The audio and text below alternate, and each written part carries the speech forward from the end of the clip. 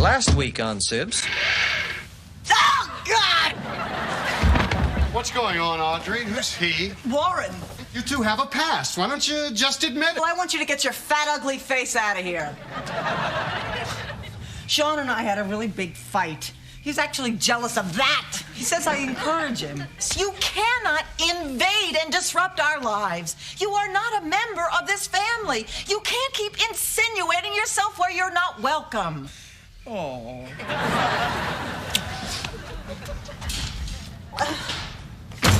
We broke up. Oh, well, at least it was amicable. Will you stop clinging to those nutty thoughts for comfort? And stop defending yourself for a second. Think about how you want your life to be and how you can get it there. I am going to commit myself to the institution of marriage and family. Oh.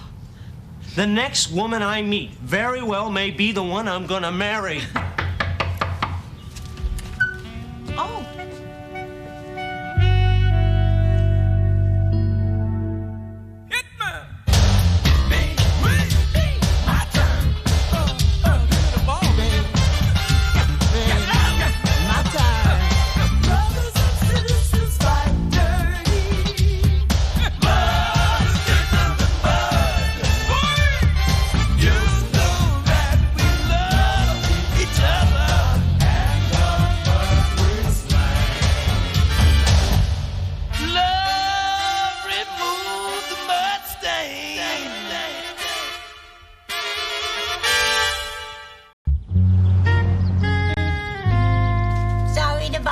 Folks, but your neighbor called. Somebody parked a car on his lawn, and he thought he saw the fellow running into this house like a crazed chicken. Warren. Is it Kismet? No, sir. I believe it's a Dodge. Well, it was me. I'm guilty as charged. Take me away and do with me what you will. Well, I hope that won't be necessary. If you just move the car and replace the divots, I think it'll be okay. I apologize, officer. If there's any damage, he'll be happy to pay for it. Yes, that's me. My name is Warren Morris, and I love you. Well, what he really means is that he appreciates all the hard work that you and law enforcement officers do. Oh, thanks for the pat on the back. So long, folks. Wait.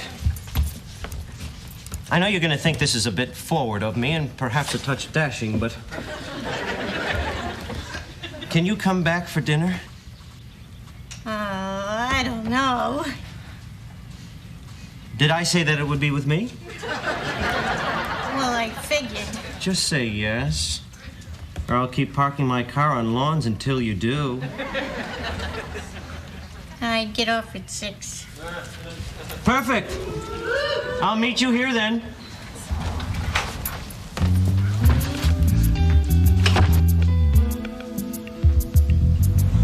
I don't know how it happened, Lily. I wanted a kiss and make up. Not kiss and break up. God, she never stops being cute. That was some kiss, Audie.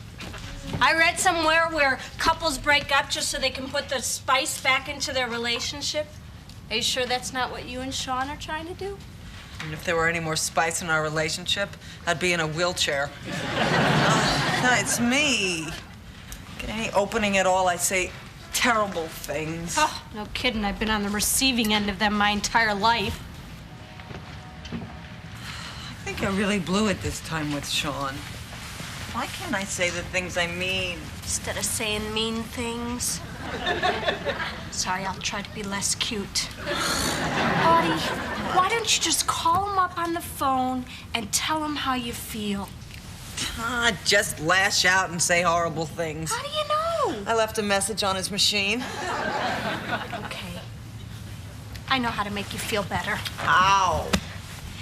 Put your head on my lap and let me stroke your troubled brow and sing to you. You're kidding, right? I think I'll pass, love. That's right, Audie. Shut yourself off. Don't allow yourself any comfort. Don't try to get better. Just be alone and lonely for the rest of your life. Fine with me. You want to rub my head that much? Okay. I know another way to help you. How? I could talk to Sean for you. Hey, if you do that, Liv, I'll kill you. Oh, okay. No, I don't mean it metaphorically. I mean that I will hunt you down like a small doomed animal and take your life. This will happen as sure as I'm gonna get my brow stroked and listen to you sing. You understand? Yes, I do, Audie.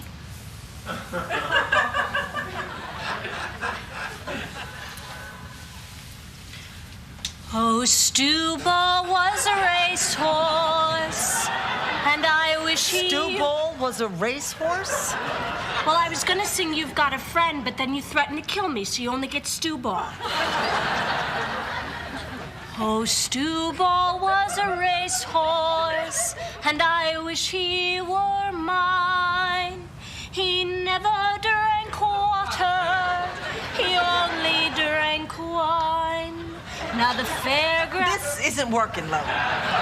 Trust me, or I will leave you alone with the horror of your thoughts. Oh.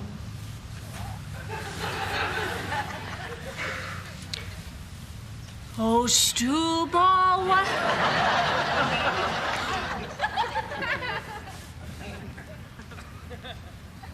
When you're down and troubled and you need a helping hand and nothing, no, nothing is going right. Close your eyes and think of me, and soon I'll... Honey, would you set the table for me? Yeah. How did it happen, Nora? How did I let my life get away from me like this? What are you talking about? I don't know. I'm at an age where things could start to relax a little.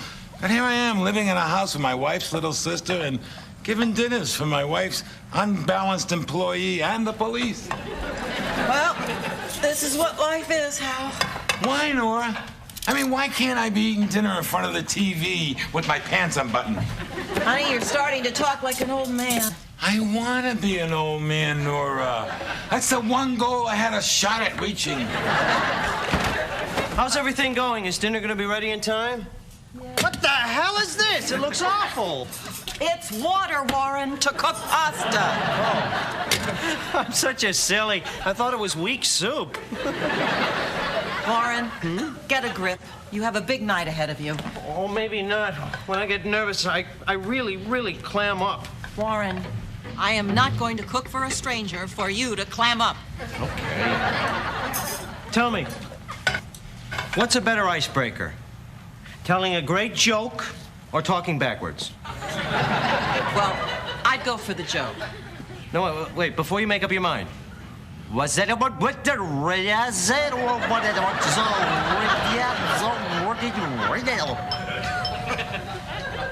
I'll get the door. You give him a joke. Here's my best joke. Hi, come on in. Thanks for having me in your home. I'm Sally Pfeffer. Hi, Nora Ruscio. Would you like something to drink? Sure. Anything in particular? I'm not fussy. Oh, great. I have a feeling that trait's gonna come in handy tonight. So, you're a police officer. That's right, ma'am. Do you see a lot of action? Not really. That's kind of why I'm here. Oh, you mean in my job? Well, there was that time when I accidentally discharged my stun gun into my partner's groin. Sally, oh, please. I'm curious. What is it about Warren that made you decide to come and have dinner here? Well, see, most of the guys I date are cops, and it's kind of boring. This guy Warren seemed the least like a cop I ever met. I think it's safe to say that Warren is the least like anyone you've ever met. Sounds interesting. It does? That's very good.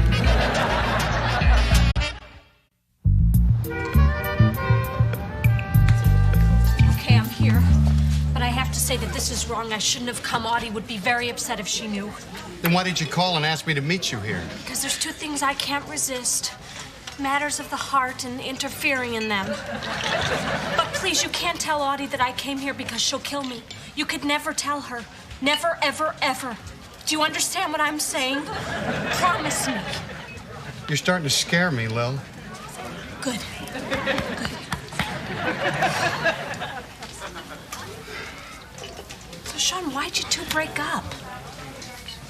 Oh, I don't know. I'm kind of a jealous guy. I guess I'm needy. Anyway, when I get jealous, I lose control, and then she really nails me, which makes me more needy, so I get more jealous. It's a sick cycle. Me being jealous, and your sister saying things that make me feel like dirt. God, I miss it. Audie deserves to be happy, and you make her very happy, Sean. You know, in all the time we've been together, she's never told me that. Oh, you know she loves you. To tell you the truth, I have no idea how she feels about me. Well, I do. I've had to learn to interpret the things Audie says into the things that she means. Well, okay. All right.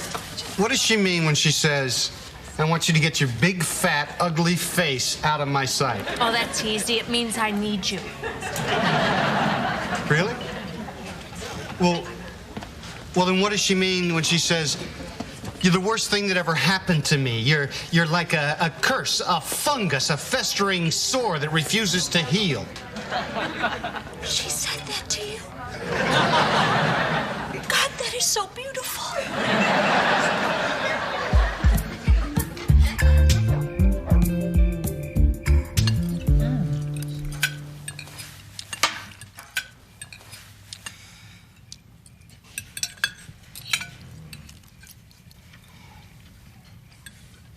So, Sally, you know, I always wondered what makes a woman go into law enforcement.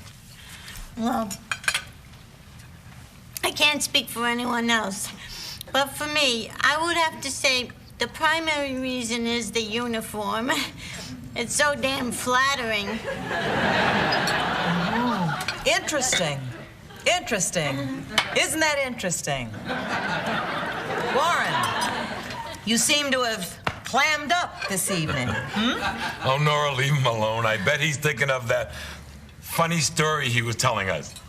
Yes, damn it, I was. Oh, well, that's good. Well, why don't you tell us? Well, I had this dream where I was in this French maid uniform and I was on fire and people around me were saying, he's flaming, he's flaming. And my therapist had a very interesting interpretation. He said, No, Warren. The other funny story.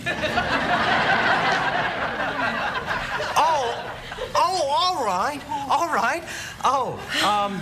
This man goes into a doctor's office and he says, Doctor, I feel terrible. I'm having an awful time breathing. I feel flush, and I see spots in front of my eyes. What's wrong with me? Well, the doctor examines the man, and he asks a lot of questions. And he says, I'm going to run some tests to make sure. But you obviously have all the symptoms of a very rare and incurable disease. You only have 3 months to live.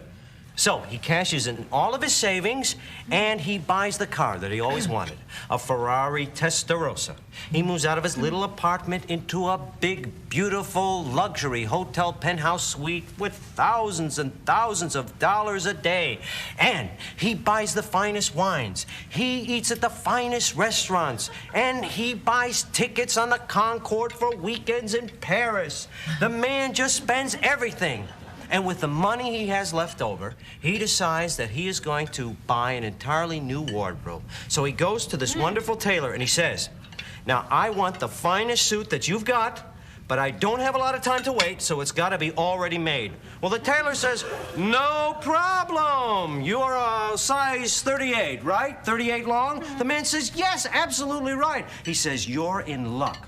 we happen to have a beautiful handmade silk suit exactly in your size. Any alterations, we can do them right here on the spot. The man says, great, but I want a pair of beautiful shoes to go with the suit. The tailor says, you're in luck.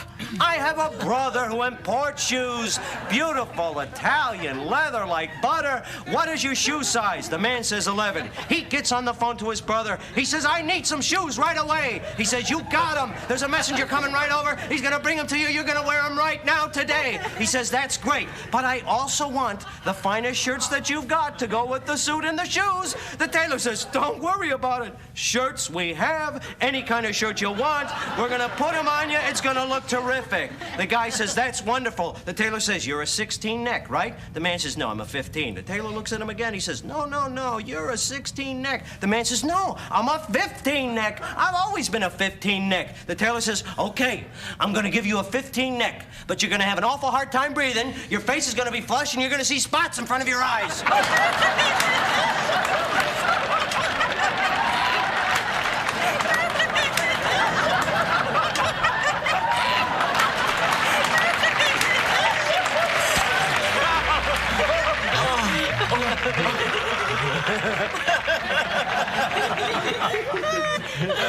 Shall I tell it again? No.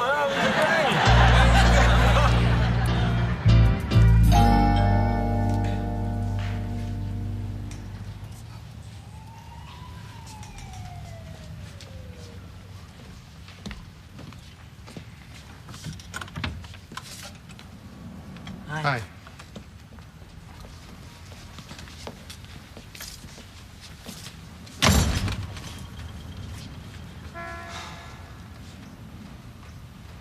What are we doing, Audrey? Driving each other nuts. Yeah, I know, but why? Oh, because we think hell is such a happy place to live. Come on, honey. Underneath all our crap, aren't we two people who really want to be together? I hope so. You know, we've got to break out of these patterns. I mean, I've got to stop being so jealous, I know, but you've got to stop being I know, so darn bright and sexy. You've got to stop jumping down my throat.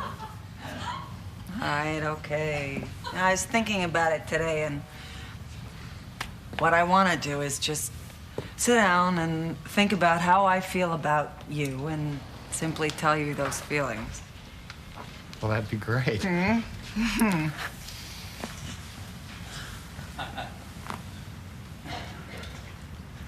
What is this, a test?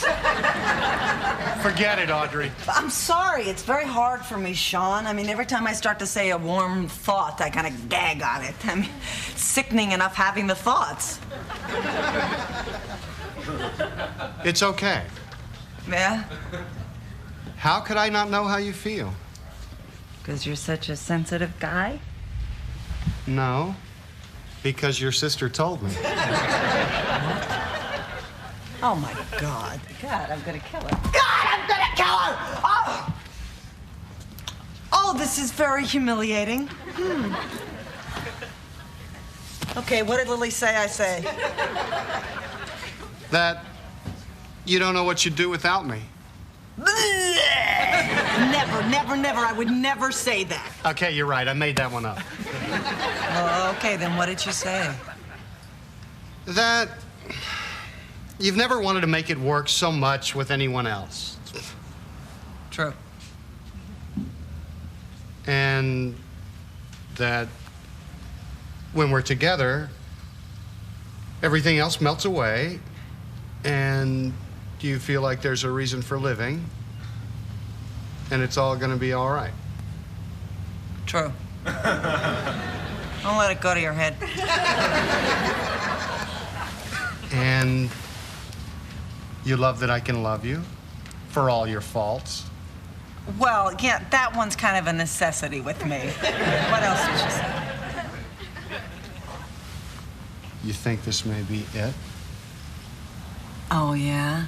Well, you won't get me to admit that one.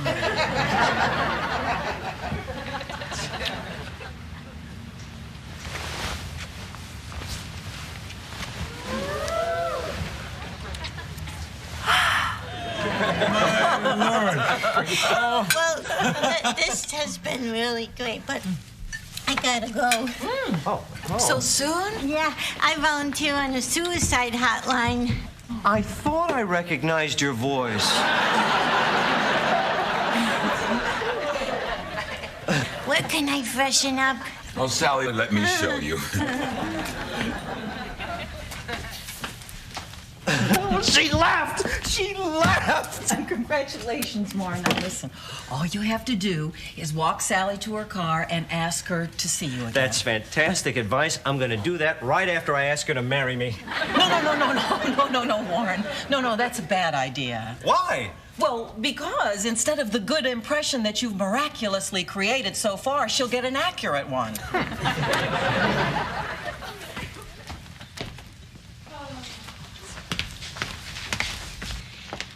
Thank you for inviting me, Warren. I enjoyed it. Well, good night. Sally? Before you go, can I ask you something? Sure. I realize this may sound brash. We've only known each other for 5 hours. One, if you count the time we've actually spent together. That's true, but 1 hour is a pretty long time. It can be. Yeah. Sally, do you, like me, believe in love at first sight? No. I believe that love is something that develops very, very slowly. But do you, as I do, believe in fate? No. I believe that man and man alone is master of his own destiny. Do you believe in God? Yes, I do. Oh, Sally, we have so much in common. What I'm leading up to in my awkward but endearing way is, will you, Sally, what is your last name? Pfeffer. Pfeffer. Sally Pfeffer, will you marry me?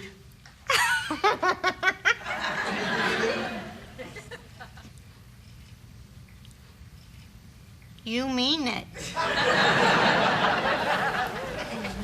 No. No, of course not. It'd be crazy to mean it. That's what I was thinking. And I haven't been crazy for 12 hours. So, do you want to go out with me? Sure, Warren. I'll go out with you. Great.